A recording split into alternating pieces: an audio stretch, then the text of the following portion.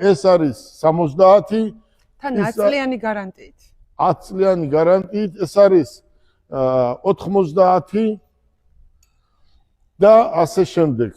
ეს არის BYD, რა ქვია კეთი? სიგული. BYD სიგული, ესეც არის ქალბატონების და ბატონების ყიდულობენ და საუკეთესო ავტომობილი. ეს კიდევ არის აიქარი 4/4-ზე საუკეთესო ავტომობილი. ეს არის ინგა, ამას რა ქვია? Volkswagen. ხმამაღლა თქვი, შენგან აინტერესებს ეს მოსახლეობა, სწორე 1 მეტრი ახლოს არ მოხვიდე.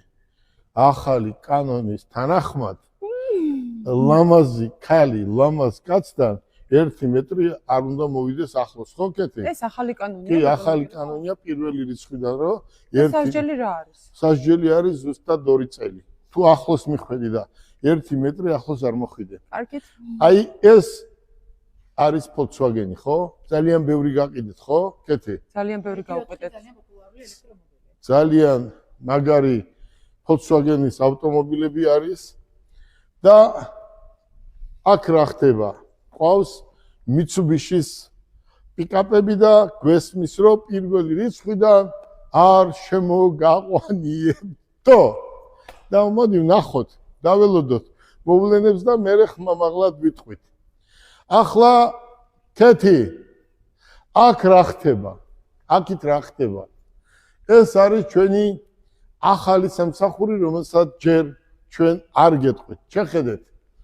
ეს არის ქვეყანაში ევროსტანდარტით გაკეთებული 30 ადამიანზე ოფისი, რომელსაც თქვენ ხვალზე ნახავთ. და მოდი, ისე მაინც შევიჭყიდოთ. მარტო ვაჩვენოთ ეს ემბლემას, იმიტომ რომ ამის დრო დღეს არ არის.